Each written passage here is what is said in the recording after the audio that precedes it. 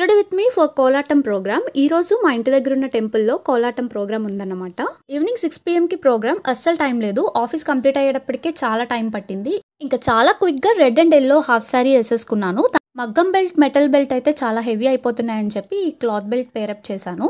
సింపుల్గా 2 bangles, short necklace and ఎప్పుడు పెట్టుకునే సింపుల్ ఇయర్ రింగ్సే ఉంచేసుకొని పాపిడి బింది పెట్టేసుకున్నాను. తర్వాత కోలాటం గజ్జలు కట్టేసుకున్నాను. నేను కట్టుకున్నాను కానీ సరిగ్గా అవి సెట్ అవ్వలేదు అనిపించింది. తర్వాత అమ్మ చేతి కట్టించుకున్నాను. ఈ సందడిలో నా బర్త్డే సెలబ్రేషన్స్. అప్పుడే మా తమ్ముడు వాళ్ళు వచ్చి కేక్ తీసుకొచ్చారు. హడావిడిలో మాంగ్ టిక్కా సరిగ్గా సెట్ అవ్వలేదని చెప్పి మళ్ళీ అమ్మ సెట్ చేస్తున్నారనమాట. ఇంకా బర్త్డే సెలబ్రేషన్స్ అయిన తర్వాత మేమైతే ప్రోగ్రామ్ దగ్గరికి వెళ్ళిపోయాము. నేనైతే ఒక మూర పువ్వులు పెట్టుకున్నాను. నాకు పువ్వులు పెట్టుకోవడం అంటే చాలా ఇష్టము. ట్రెడిషనల్ అవుట్ఫిట్స్ మీదకి పువ్వులు చాలా మంచి లుక్ ఇస్తాయి కదా.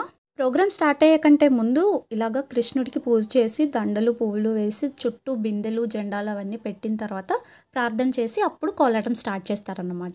అందరూ red and yellow colour కాంబినేషన్స్లో saris and half saris కట్టుకొని వచ్చారు. చాలా బాగుంది. ఇంకా కొంచెం సేపు అయిన తర్వాత కోలాటం అయితే స్టార్ట్ అయిపోయింది. గ్రూప్ అంతా ఒకేలాగా యూనిఫామ్గా డ్రెస్సెస్ వేసుకొని ఇంకా అందరం ఒకలాగే మంచిగా చాలా బాగా పర్ఫామ్ చేసాము. ఆడియన్స్ కూడా చాలా అప్రిషియేట్ చేశారనమాట. చాలా బాగా చేశారని చెప్పి. కోలాటం performance and birthday vlog next short వీడియోలో పోస్ట్ చేస్తాను. బర్త్డే రోజు కోలాటం పర్ఫామ్ చేయడం చాలా హ్యాపీగా అనిపించింది.